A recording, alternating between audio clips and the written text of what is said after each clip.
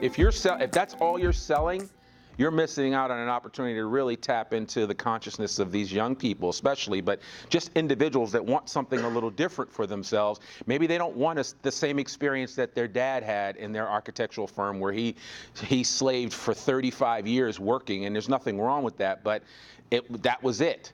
And there was nothing else to show for it, you know? And I mean, you know, gone are those days where, you know, you work for the same company for umpteen number of years. Nowadays, we're telling clients, sometimes you're gonna get people that have 3 or 4 jobs in 10 years. Maybe 5, I don't know, 1 every 2 years.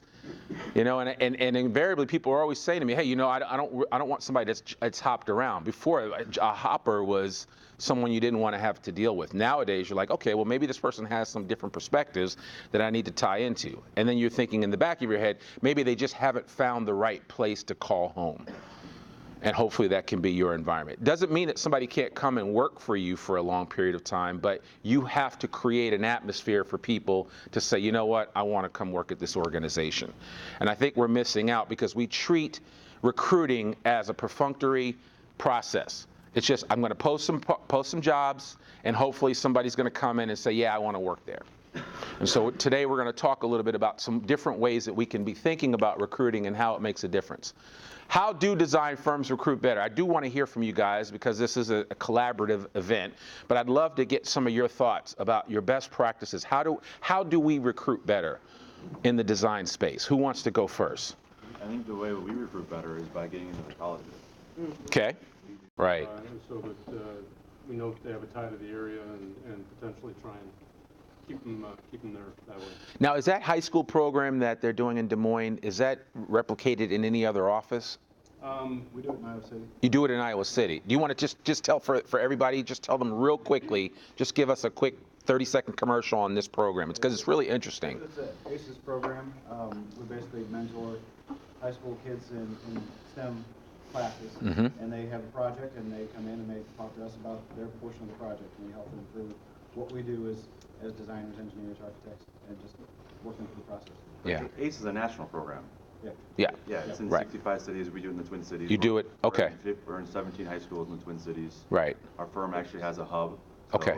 Because it was hard to go to all the schools in St. Paul, all the schools in St. Paul come to our office. Okay. Anybody else doing this program? Yep.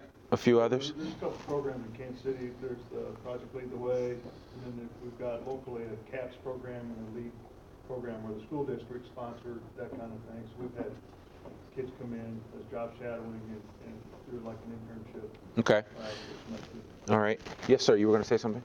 Everything's the same, except we focus on diversity, and we focus on kids in great need in the city of Chicago. Okay.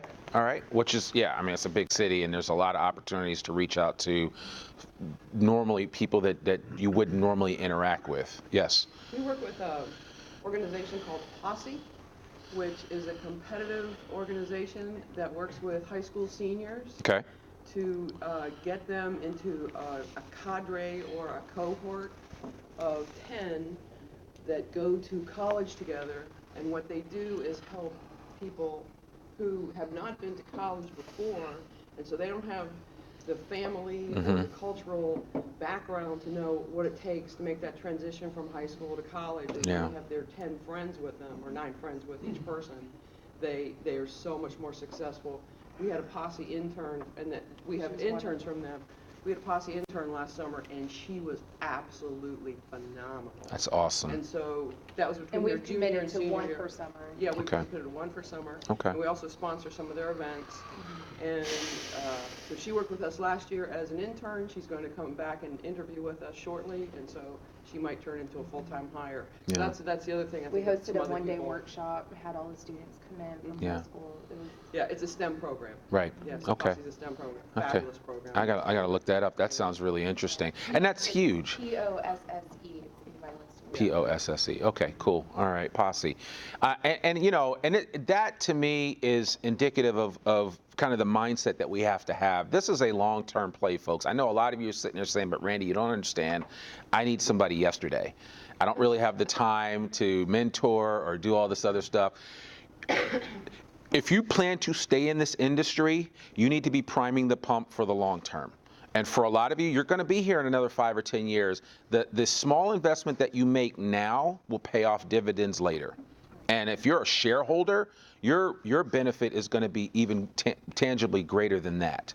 So keep that in mind, that you're trying to pay. You're not only trying to pay it forward, but you're trying to set yourself up for success. The simple thing that I would recommend, especially for those of you, everybody here that's graduated from college, which is everybody in the room, you all had some great professors that you interacted with.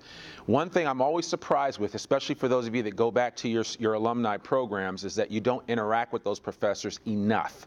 You need to know all the professors that you normally interact with, or from the schools that you recruit from. You need to know them on a first name basis. I'm amazed, and I've talked to deans of different engineering and architectural programs across the country, and I ask them, how often do you get people from design firms that just come in and interact? And it's infinitesimal. It's a very small amount.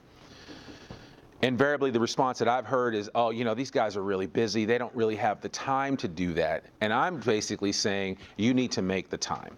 And if there is a fertile playground in your backyard with some great students coming out of it, and you don't take the time to know the professors that are there, especially the top ones that all the kids want to make sure they rotate through their classes, those are the people that you're going to know, because those professors will tell you, hey, these three right here in the front, these guys are amazing. This young lady right here, she's going to be the next, whatever. And that you need to be getting that information and that intel on a regular basis, and you need to interact with them and make yourself available that, hey, if you ever need anybody to come in and speak to the class about our experiences from a project management standpoint, anything that will kind of bridge the gap and help these young people understand what's in front of them and what's about to happen once they get out into the workforce, I'm sure professors will take you up on that. Yes, Elaine.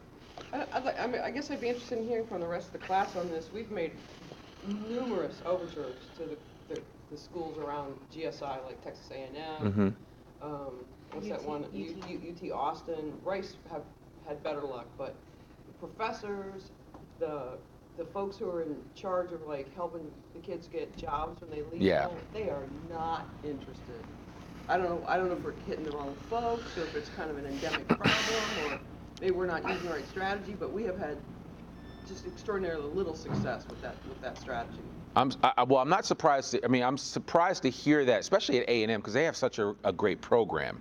And I know sometimes you have these programs that think, oh, we stand on our own because we're so amazing, like Penn State's architectural engineering program and others. But I think you need to keep knocking on that door until somebody ultimately answers. Don't take no. And if an advisor, to me, it's irresponsible for an advisor not to want to interact with with firms that are going to ultimately be hiring their people. Because what are universities being blamed for right now? Charging a crap load of money and not bridging the gap and helping these kids get jobs when they get out of school, right? The average kid, I'm going to talk about it in a second, has $35,000 in college student loan debt. That's a lot of money. So, those are issues. Yes, right here. There's somebody at U of H that we've gone and talked to a couple of classes at U of H and at A&M. The A&M one's a good fit for us. It's an air pollution control class, and that's been a successful strategy for us. But the U of H, it was a lot more geoscientist based, which wasn't as good of a fit for us. But I think I can connect you with that professor or find out from my colleagues. That might be a good fit for you. So we can catch up after. We do have better luck with engineers, but the geoscience folks, we need some more of those people, and we haven't had so much success. There you go. So that's what we do, guys. We connect people. All right, that's what we do here. We connect folks. Thank you, Kristen, for sharing that. So anybody else? Okay, simple ideas. If nothing else, whatever, especially the school that you're an alumni of, you need to have a contact with them. Even if they're not in your direct area, you still need to have contact with them as an alumni. And then, those that are right in your backyard, they need to know your face. They need to know your firm. Even if you're a small firm, it doesn't matter. Be in front of those people. Find opportunities to really develop a relationship with them, and that will go a long way in helping to kind of set yourself up for these young people coming out so that you can kind of recruit the best of the best. So one of the things that I've been talking about over the past few years is that recruiting is more than just you getting on the phone and calling somebody, you bumping into somebody at a stakeholder meeting or some other event where you run into some of your peer individuals that work in the industry. It's about developing relationships. And we talked about relationships yesterday. Relationships are truly important in this industry when it comes to recruiting specifically.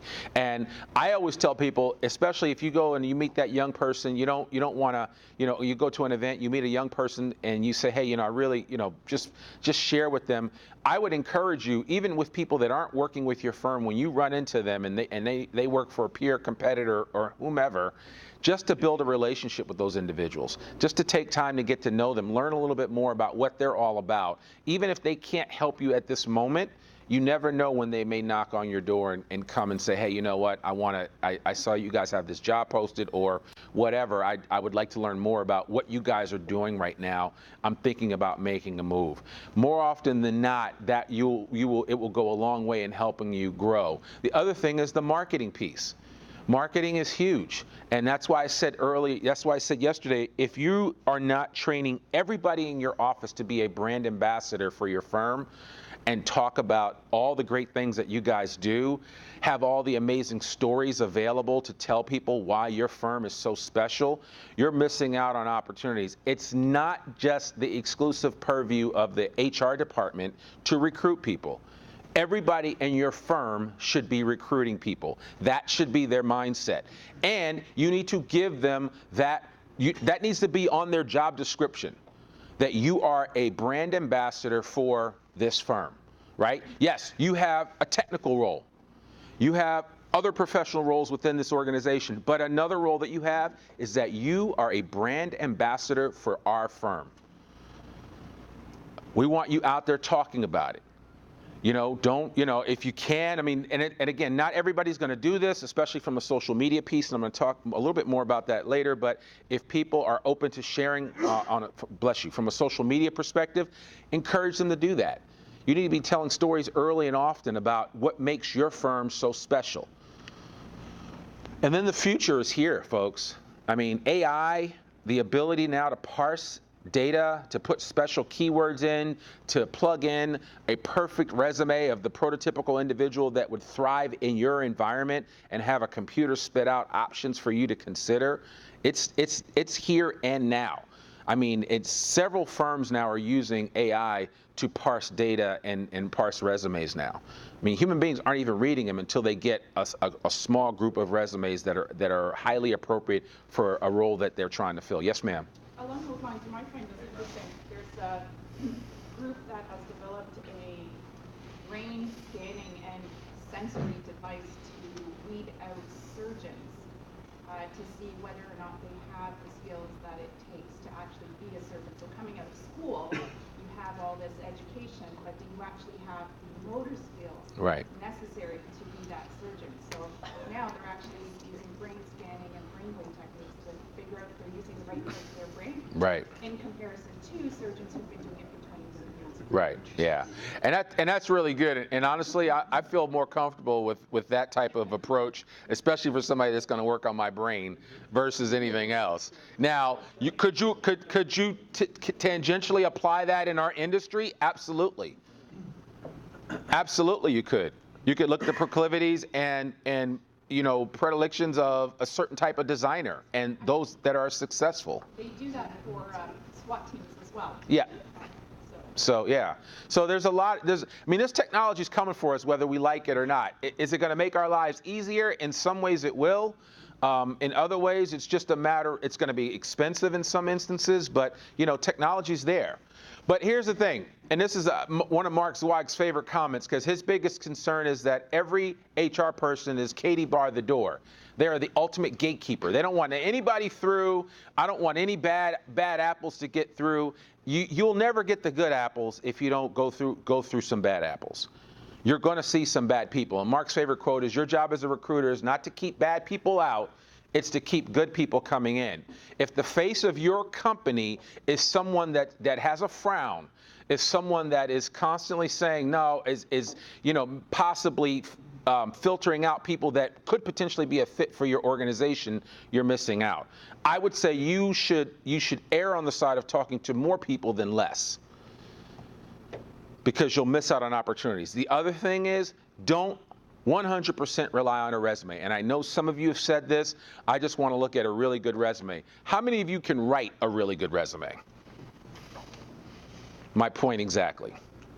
The thing is, too often we rely on what's written on paper, and a lot of these young, especially the engineers and architects, don't always write good resumes. They don't always represent what they're capable of on a sheet of paper. But we rely on that sheet of paper to tell the whole story. The whole story is told when you physically talk to somebody, when you interact with them. So I would rather you spend more and err on the side of spending more time talking with an individual, interviewing them with open-ended questions, which we're going to share in a second. And at the end of your tables are open-ended interview sheets. I would like you to pass those down. So those are yours, Dustin. Just pass them down to everybody. You guys should all have them. And yeah, no problem. So we'll look at those in a second. But I would rather you err on the side of becoming an astute and really good interviewer to the point where you can connect with somebody even informally through coffee and surreptitiously interview them without them even knowing it, and make mental notes about an individual as opposed to relying on a sheet of paper, which a lot of times doesn't tell the full story. Yes, people have company resumes. Yes, people have company project lists. That's all well and fine, but you really want to learn about an individual and what they're truly capable of, you're going to have to talk with them. You really are. And it's something that we miss out on doing. So with the relationship piece, it's a long-term process. If it's done well, it can certainly pay off handsomely. Obviously, from a relationship perspective, you want to learn to give as much as you get, meaning what? Well, you run into a young engineer that works for another firm. They work for a competitor of yours. You can't necessarily recruit them right away. Certainly, you can't recruit them in front of their boss. But you can certainly say to them, hey, you know what? If you ever run into any problems, or if you ever just need some help, I've been doing this for 15 years now. I would love to just share with you some of the things that I've been through. And if I can help you in any way on anything that you run into, just let me know. Just build a relationship with people. Don't feel like I've got to recruit everybody that I run into because they would be perfect for my organization. Maybe they would be, but start to build a relationship first. Let's start to work things out. Relationships are more important both internally between HR and hiring managers and externally between your firm and the available talent pool. And obviously, people want to work with people that they like. I tell people all the time, when it comes to recruiting, and just as a show of hands in this room, how many of you know people that do something along the lines of what you do, but they work at other firms? Raise your hand. Most people do. And if you were to poll most of the employees that work for you, and you ask them that same question, they're all going to tell you, I know other people that do what I do at other firms. And you need to start encouraging them. Hey, just build a relationship with that person. They might be a friend, because people want to work with people that they like. They do. It just works that way. And it actually makes the work environment a lot more fun. I legitimately enjoy and love the folks that I work with. They are a lot of fun. They're fun to travel with. They're fun to go into the trenches with and get work done. I mean, it makes all the difference in the world. And when you're out there talking and encouraging your people, like attracts like. They know other people like themselves. Start encouraging them to get out there and talk about, hey, these are the great things that we're doing. Don't be afraid to share it. It's not proprietary. I mean, of course, maybe there are some things that you do that are proprietary. Don't share that, but share everything else. Hire for character, train for skill. Too often we're looking for that perfect technical professional. I'd rather hire someone that I can trust implicitly. I can train. The skill piece of it can be trained. But if I can't trust you, as far as I can throw you, I'm never going to feel comfortable. So you really want to make sure that you're thinking about that. And also you have to be willing to cut people from the team. If it's not going to work out, don't keep banging your head against the wall for 2 or 3 years hoping that this person is going to turn around. People don't change, folks. I'm constantly reminded of that, and I remind my wife of that every day that she wakes up and looks at me. I said, I'm the same person you married 17 years ago. I'm not going to change, and I'm not going to change you, and you can't change me. We are who we are. People, what you see is what you get with people. So if somebody is presenting themselves in a false light or a false way, that's what you're going to get. Don't hope that, I just hope that one day they're going to have a come to Jesus moment and turn around and eventually they're going to become a really productive member of this organization. That ain't going to happen. But a lot of you, because the market is so tight, don't want to get rid of people because, and these could be toxic individuals. These could be bad influences on your other employees. I hate using the word cancer, but you guys get the idea that I'm pointing out here. Cut when you have to cut. More than 2/3 of firms have in-house recruiting staff. How many of you guys have in-house recruiting staff, or your HR people do the in-house recruiting? Okay, all right. Anybody having a lot of success from a recruiting perspective? A little bit, Nathan? It's mixed. It's part of a team. You can't expect them to do everything. Like you were saying earlier, you have to establish relationships. You have to be an active participant. Recruiters are one pipeline, but you can't just rely on one pipeline to recruit. Right. They capture a lot of people out in the ether. Yep. But you capture people that you've targeted. Yeah. Okay, good. Anybody else having some success from a recruiting perspective with their in-house folks? Yes. Go ahead. So what do we have, 20% organic growth from recruiting efforts this year? Okay. Most of it was new people out of school. Okay. But new people out of school is a different animal. Right now we're focusing on professional candidates coming in with 3 to 5 years of experience. How's that working out? Not having as much success. Yeah. I think everybody's running into that problem. So, I mean, yeah, the kids coming out of school is kind of like the low-hanging fruit, and then it's those 3 to 5 year, 5 to 7 year, 7 to 10 years. There's just like a gap of people that don't exist also, right? Yeah, the recession knocked out a lot. Exactly. So 2007 to 2010 knocked out a small group of people in this industry that left and never came back. So when you're looking for those 7 to 10 year people, they just don't exist. They literally don't exist. And that's the challenge. Recruiting is selling. You always have to be closing. I love this. I mean, Glenn Ross is one of my favorite movies, but I love Alec Baldwin's character. But you have to be in that mindset. One of our concerns that we always have as recruiters at Zweig Group is that when we turn a candidate over to the client, are they going to then fumble the ball on the 5-yard line? Invariably the client comes up and says, hey, well, why do you want to leave your present firm? They weren't looking for a job. Most of the people that you guys are going to end up talking to are not looking for a job. You have to sell them on why they should come work at your firm. Don't take the posture that, hey, I'm doing you a favor by talking to you. No, they're doing you a favor by talking to you. You're not doing them any favors. So you got to come correct or don't come at all. You've got to come with your A game. You got to know the why behind your firm, the why behind your department, and what makes you special, and what makes you a great manager or leader, and what you've been able to develop in other people, and how that same experience could happen for this individual. You always have to be closing. You cannot take the posture that, oh, you know what, I just want to take a look at your resume and take a look at some other stuff. No, talk about the benefits of your firm. Talk about what you're doing, the amazing projects that you're working on. Do all of you feel really confident about the stuff that you're doing to the point where you feel like you can sell it to anyone? A lot of you are really strong on the business development side. Let me see a show of hands that you feel like that. You feel like you're strong on the business development side. That same attitude and mentality needs to translate on the recruiting side. You need to be closing people. You need to be talking to them the same way that you try to sell your firm and the benefits of your firm to a potential client. It's the same process. Don't act as if you're doing these guys a favor by talking with them about opportunities at your company. Different mindset. If you change that shift around, you'll benefit from that. You want to make sure that you have openings to fill, which most of you do. You want to create attraction-based job descriptions. Well, what's that, Randy? An attraction-based job description is not the old plain Jane job description that you guys have been posting on your websites since time began. An attraction-based job description talks about all the benefits of working at your firm, all the benefits of the areas surrounding your firm.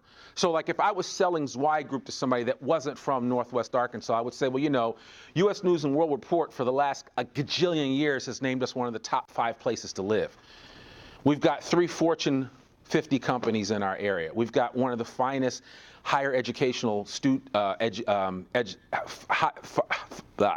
finest higher educational colleges in the country, in the U of A.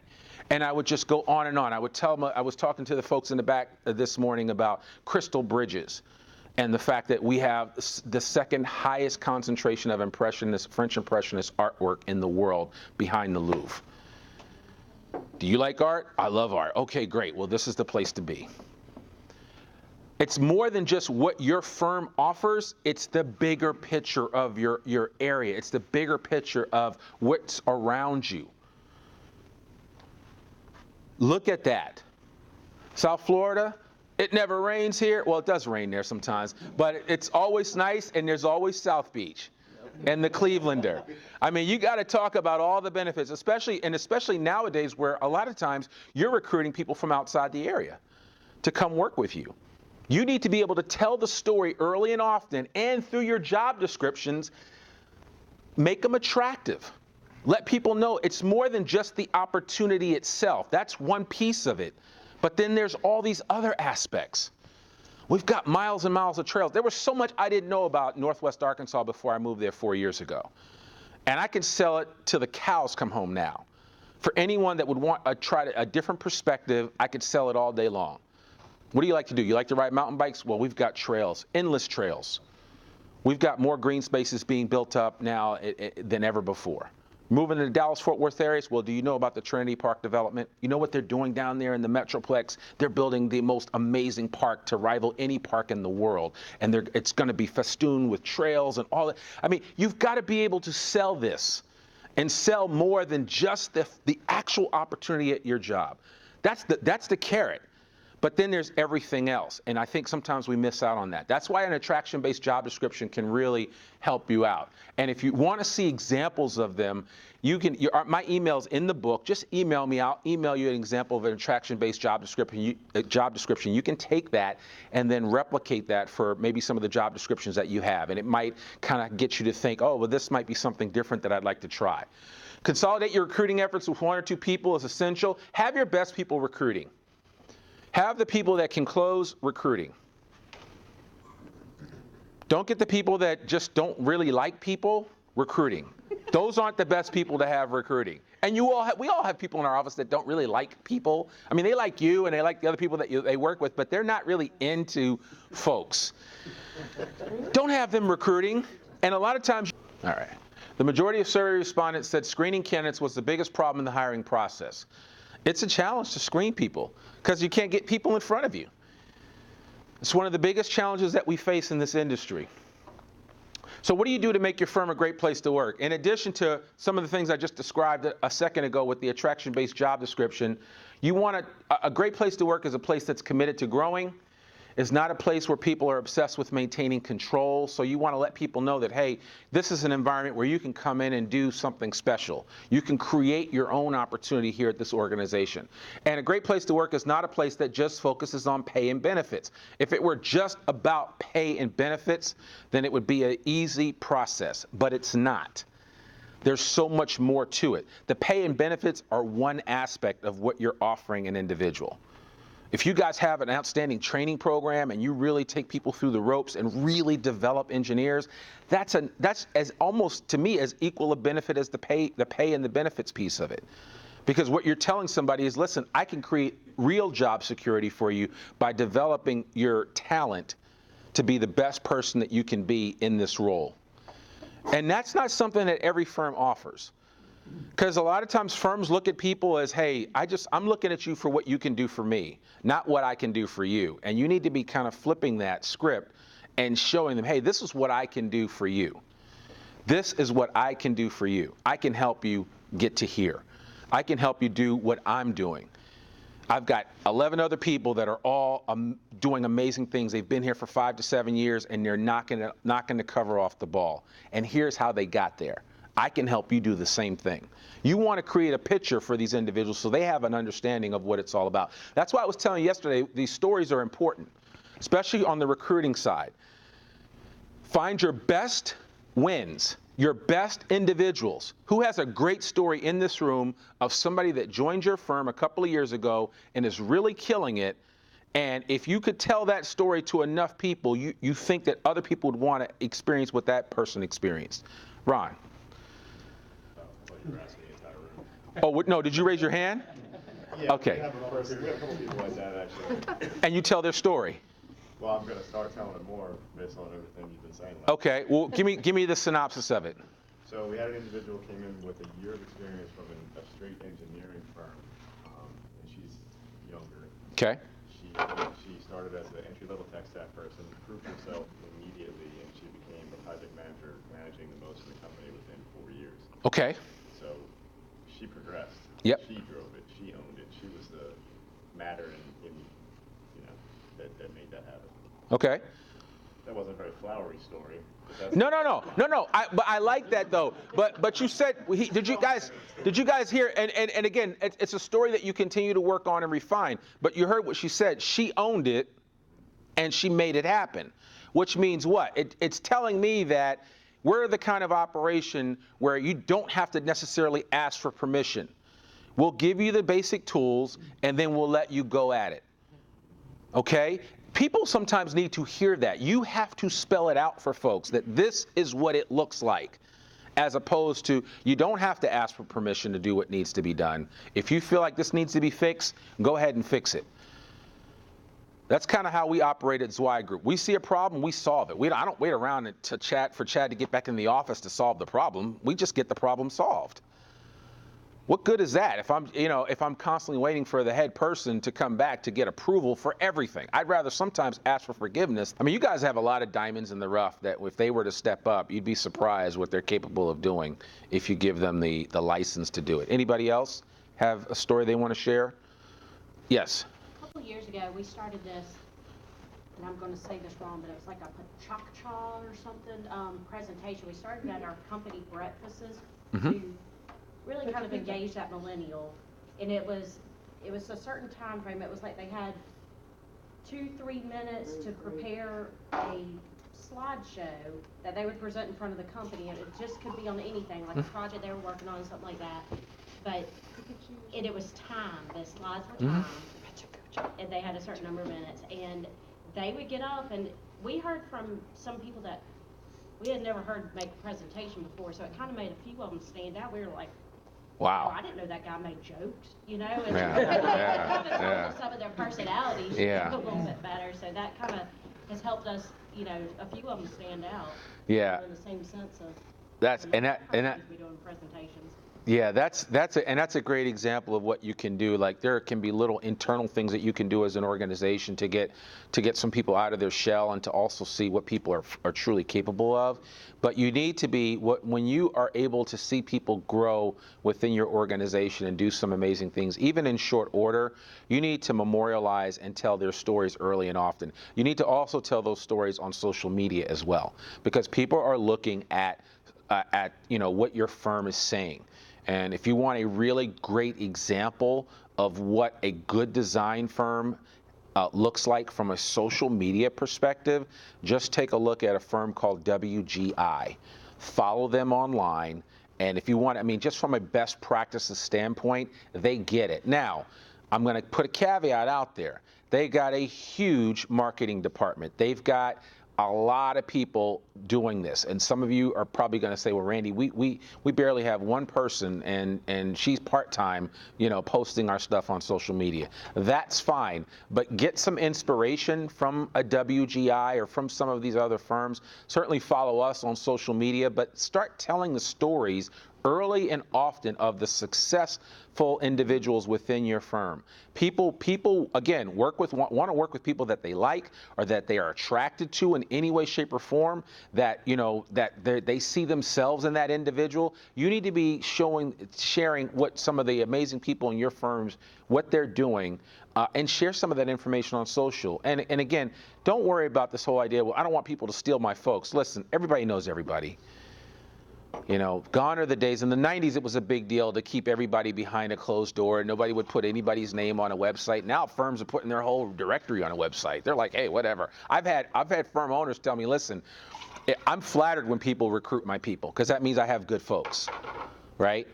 And that's part of it. And if you educate your people about this process, then you do it. Every now and then you may lose somebody, but more often than not, people are going to respect the environment that they're in, and always are going to give you a heads up and let you know when other people, call them and contact them or whatever. It's no secret. I mean, at our recruiting department, we're calling people all the time, talking to people. None of your people, of course, but other people. So, but it's just this idea that everybody gets called. This is part of the process. But if you educate your people about that, and this is what it looks like, and this is what the recruiting process is, gives them a better understanding of it. Because not everybody has actually physically gone through a recruiting process. And it's not all fun and games. There's a lot of work involved, and some people just don't want to be bothered with it, but they don't understand that. 2/3 of firms offer tuition or fee reimbursement. Do any of you guys do this? Okay, everybody? All right, now I'm going to throw another wrench in your program. How many of you, as a means of hiring, have offered to pay some student loan debt? Not all, but some. Stephen, all right. It's not much. We offer kind of a cafeteria plan that's $500 a year. Okay. You can use for personal improvement, a class you want to take, or pay off student loans at $500 a year. Okay. Not a lot. Hey, that's $500 that they didn't have before. So, what are you guys doing? We would call it a signing bonus of maybe $5,000. Okay. And they can apply it to whatever they want. Okay. All right. Thank you for sharing that. Let me throw this out there. A good retention tool, potentially good retention tool, and firms are doing this. There's a bunch of Fortune 100 firms, Fortune 500 firms that are now paying student loan debt as that's their carrot that they're throwing out there for people. Certain amount of time, and there are programs out there like Gratify. It's a company based out of Boston. Gratify, all they do is manage that process for you. So you as an organization say, listen, here's what I'm going to offer you. I'm going to offer to pay off $25,000 worth of student loan debt over the next 5 years. That's $5,000 a year. Okay, Gratify can do that. Gradifi. Gratify. They're right in the suburbs of Boston. They have a program. There's a few others that do this, and firms are using companies like Gratify to manage that process. It's a huge retention tool, and it's just like with a sign-on bonus. If you give somebody a sign-on bonus and you have some recapture provision in there, it's the same thing with this.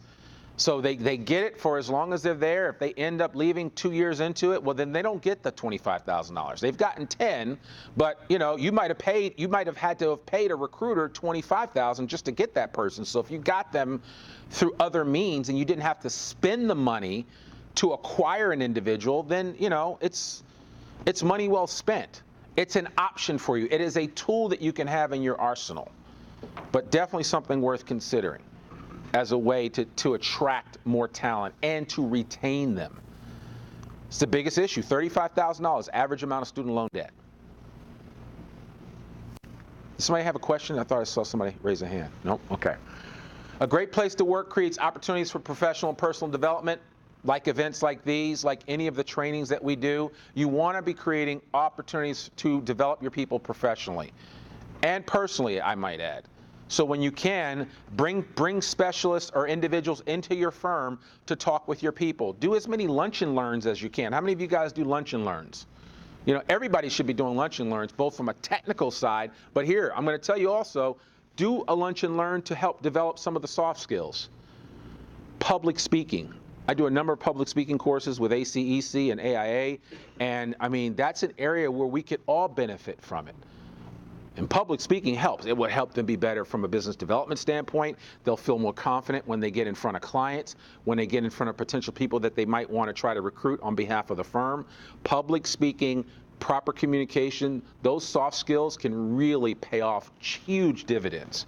And like Prentice and others said, you might find individuals that are absolutely amazing and you just had no idea because you've never really asked them to open their mouth above and beyond the work that they're doing in front of them. So you want to constantly be developing those individuals. A little less than 2/3 of firms surveyed give raises through a formal salary wage review process. How many of you guys review wages more than once a year? Anybody? Okay. So We do incentive compensation once a year, and we do wage review once a year, so every 6 months, there's some sort of compensation-related review. Okay. Does that count? Yeah, that does count. Okay. So, and here's the other thing, and one of the things that we recommend is that you think of it this way. If I do an amazing job and kill it in February, you know, and I mean like bring in some amazing amount of work, how's that going to make me feel if you say to me, hey, great job, Randy, I'll see you in December. I got a great bonus for you coming in December. I got a great, you know, opportunity for you in December. That's 10 months away, folks. Yes, Prentice. We do quarterly achievement awards. Okay. So that can capture, you know, that success, you know, in any quarter. Right. We have 4 of those in Okay. quarter. Yeah. It only goes up to a certain level, you know, in the company. Yeah, no, I get it. That's fine. Yeah. I mean, some people are, you know, at a certain level, and which is probably where most of you are. You know, it's some things are just implied. It's like, listen, you're going to make it happen. You're going to make it rain, regardless of what's happening. And don't expect that there's a carrot out there every time you make it rain. You're going to be taken care of regardless. But for the younger people, you need to put those carrots out there early and often. Don't tell me that you're going to put a carrot out for me in December when it's February. That does nothing to motivate me at all. Figure out a way to do it. It might take a gong, it might take a quarterly review and a little increase in salary or just something. And even if you say, well, you know, you have a particular percentage of money that you increase every year, apportion it out over the year so that if an opportunity presents itself, you can give them a bump. And it's part of what would be the normal bump for the whole year, right? So it would just be a piece of the collective amount. A great place to work, recruits from within. This is, yes. So that's a straight bonus is what you're talking about, the quarterly achievement award? Yeah, each one is $1,500. Max, or that's what it is? That's what it is. And you're talking about, so if you're doing a bump 6 months into the year, then you consider that when you're giving them the potential bump at the end of the year? Yeah, absolutely. Yeah, I mean, to me, it would be part of it. If on average we're raising salaries at a set percentage on a regular basis, and of course that's going to be a sliding scale based on performance too. But then if I'm giving a 3% bump, maybe I give them a percentage and a half, you know, in 6 months, and then I'll give them the other percentage and a half at the end of the year. And again, it just depends. I mean, you can slice it 6 different ways, but why wait till this proverbial 12th month to reward someone who's killing it early on in the year? And if you don't have a system in place, you need to figure out a way to do that. That's all I'm suggesting. And again, I'm not saying it has to be one way or the other, but you need to acknowledge success and hard work early and often. Yep. Another thing, and we just kind of talked about this, is kind of telling the story about people that make a difference in your organization. One of the examples that we use is Paul Greenhagen, who's the CEO of Westwood Professional Services, and Paul basically started at the bottom of Westwood and now runs the company. I mean, he was an instrument man, rodman on the survey team, and he worked his way up. And so really want to encourage you to be thinking about that. Greatest source of new hires are referrals and word of mouth. Your people, again, this is where your brand ambassadors come in. Word of mouth and referrals are the greatest source of new hires. How many of you guys pay a referral bonus? Does that work out for you, for the most part? Well, we had one instance of abuse on that, actually. Of abuse? Yeah. Okay. How was it abuse? We had a guy go on Craigslist and try to recruit people from Craigslist to collect the incentive. Oh. How many people did he find? We caught that pretty quick. Okay. All right. Yeah. Okay. Nothing's perfect. Nothing's perfect. Okay. So okay, for the lower levels, we actually made it tiered. You know, okay. For certain grades of engineers, this. For other grades, it's this. Right. Serious money. Yeah, it is. It can be. It definitely can be. So, a couple of other things that you want to know is know your numbers from a recruiting KPI standpoint. Some of those numbers, how many candidates do we have on every job opening? How long does it take to fill a position in days? You want to know that information. What is our cost for advertising online, newspaper, if anybody does still advertise in newspaper? What is our cost for employment fees? I mean, this is all data that you should be collecting to determine what is it costing you to hire individuals. Does everybody here know their recruiting metrics in terms of, from an acquisition standpoint, what does it cost to bring on an individual? If you don't, you can go back and try to start figuring that out. But I would highly recommend that you have an idea of what it does cost for you to acquire someone. How much money do you actually have to spend to do that? And some of that might be your time, and you want to quantify that as well. Majority of firms say it takes 30 to 60 days to hire a candidate on average. This number is higher for harder to find disciplines, absolutely. We tell clients it's going to take 5 to 12 months to hire a high-level individual, or an individual that's a senior PM or higher, and certainly specialists. I mean, it's going to take 6 to 12 months realistically to find the right person. It's just not an instant gratification. We get clients all the time. They're like, "You're going to find us somebody in 60 days," and I'm like, "Well, wait." A client, they've had the position open for 2 years, and they expect us to find somebody in 60 days. It doesn't work that way. It's a long-term process, especially if you want the right person. You don't want to just put anybody in that role. Successful interviews and great offers.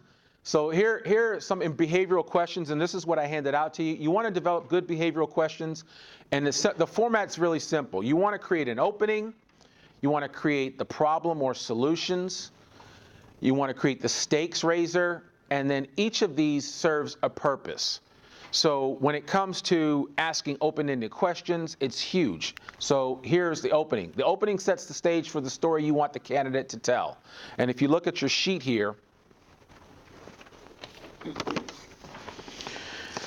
a couple examples are, tell me how, fill in the blank. Describe a time when, tell me about a time when, give me an example of when you ran into scope creep issues with your project. How did you deal with that? You want to ask open-ended questions early and often. Yes, no questions, simple answer questions are not going to help you to gain perspective on an individual. So you could use this as an example and think about some of the really good questions that you would ask that are germane to your organization. And then you want to vary these questions up when and where possible. And then you could ask relevant questions. Walk through a time when X happened, and then you had to implement this. What did that look like? Tell me about a time if you've ever had to fire anybody. Prentice? I would just make a comment.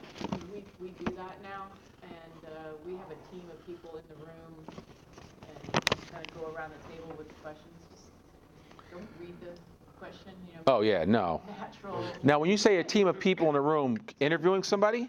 Yeah, we have a recruiting team, and we should have like 4 or 5 people, varying ranges of staff levels, and At the same time? yeah. Okay. How does that work? Some people are a little nervous, but Yeah. it's pretty relaxing. I was being funny. I know how it works. I mean, The people, Yeah. most of the candidates are like it. I think they're nervous at first, but we open it up with, we'll go around and introduce ourselves, and we try to make it comfortable. Yeah. We don't just start with these questions. So we make it comfortable, and it's interactive. Now this is with someone that has kind of been through the process and has decided that they want to consider working at your firm, not someone that somebody told you, "Hey, Prentice, I've got this person I think might be appropriate for you guys." Some sort of screening process. Okay. Yeah, but when we first started this, because we made the switch about a year and a half ago. Yep. Some of the people at the table would just read their question, and it was. Yeah, no, you definitely want to do that. I would venture to say that I still think it's tough to interview by group like that. I just think even if they're going to tell you what you want to hear about, "Oh, I like that, and that was great." I think the reality is that that's a tough way to go. I think one-on-one is probably a little bit of a better approach. From an interview standpoint, you'll get people to be candid. Sometimes when you're in a room with several individuals in a star chamber-like environment, it can be tough. And people will always tell you what you want to hear, but they're not going to tell you how they really feel about that. So and again, it's not to knock it, it's just to say that our observations over the years have been those interview by committee that can be problematic. Unless it's at the final end and you're just like, listen, I've got a couple of couple of the other owners I just wanted to bring in real quick to meet you, say hi, and then that's different as opposed to just that whole process. Were you going to say something? Oh, I was going to say, we do something similar to what you do, where we have multiple reviewers. We have a 3-stage process, really, where it's internet filtering, so they submit their application, and then once it looks good, all the interested parties will get together and do like a group phone call, where we have, questions we can ask, but, we get together and we just designate a leader and then fact finders, and so everyone kind of has like a different kind of thing they're trying to ferret out. We fill out a form as we're going through, we don't share it with each other, and we wait a minimum of 30 minutes before we discuss what we think about the candidate after the phone call. Okay. And then that way, we've already written what we thought, we share it with each other, and then if we're like at a majority consensus that this is a worthwhile candidate, then we bring them in. Okay. All right. How's that work for you guys? A lot better than it used to be. It's just more consistent. Okay. Because now, if you've got somebody who has some serious doubts, they have a way of documenting that, and then sometimes, they may see something that you didn't see because you're, focused on your perspective, but they have theirs, and you get a kind of a bigger picture at the end. Yeah. Okay. All right. I mean, we used to do it one-on-one just with human resources and maybe a recruiter. And the problem we were having with that is the stakeholders, the discipline leads, the project managers, whoever the office leads, weren't really getting the buy-in, any chance to have any buy-in on it. So they would be handed a person, handed an employee, that's have a personality clash, and it would be a problem 6 months. So start with the phone screening, which is just HR, and then moving on, and we end up with 4 or 5 in the room for the final in person. Okay. Yeah.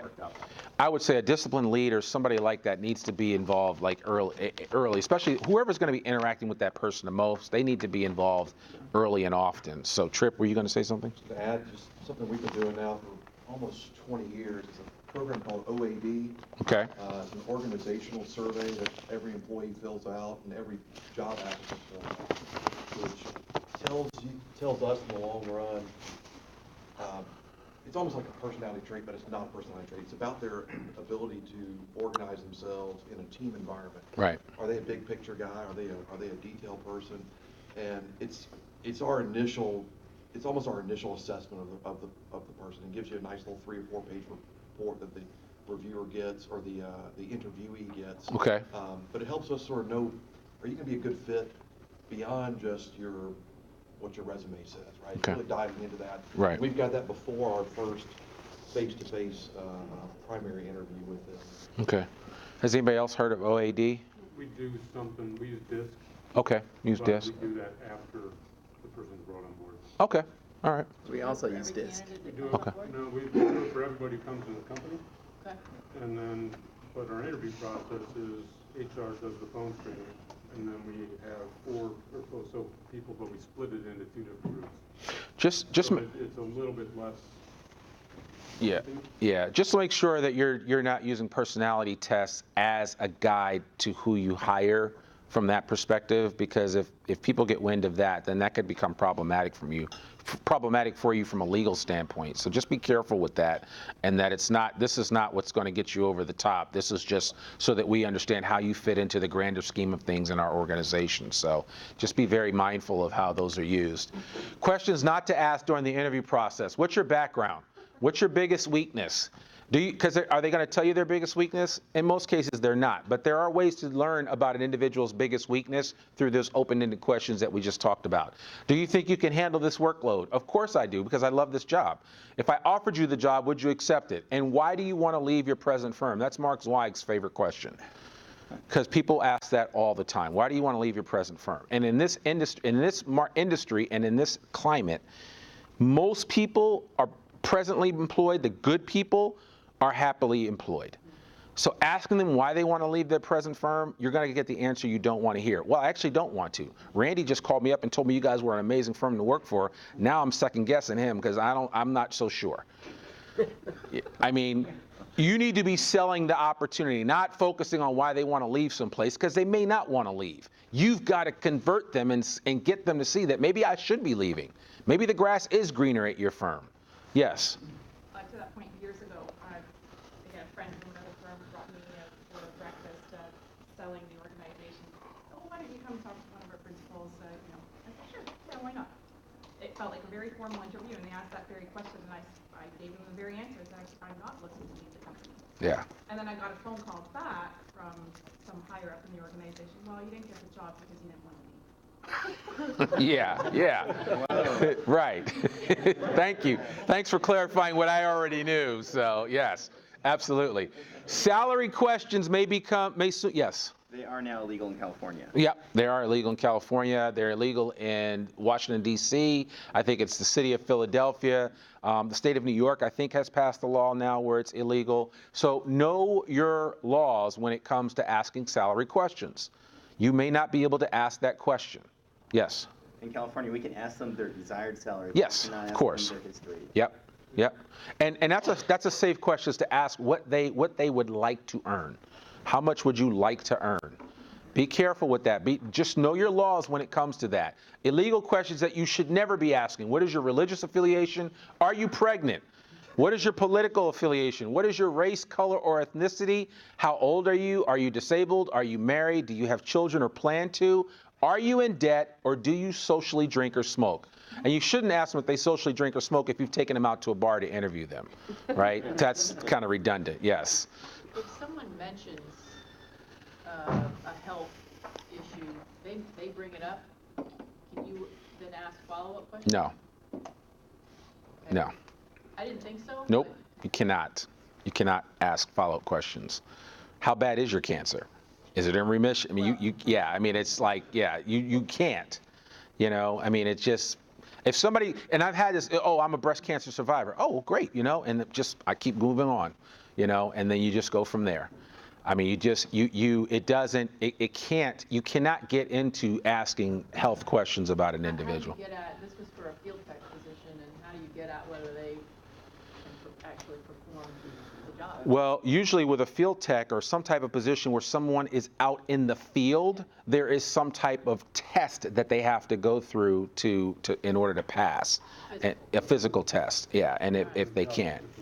What's that? Be able to carry 50 pounds. Or something. Exactly, yeah. So, and usually you would have. Then you bring them on board, and then they can't do it, or.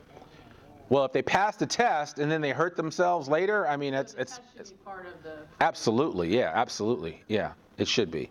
It should be very clear that this is, and that should be part of the job description, that this person's required to do repetitive tasks, to carry, that stuff should be in there early and often.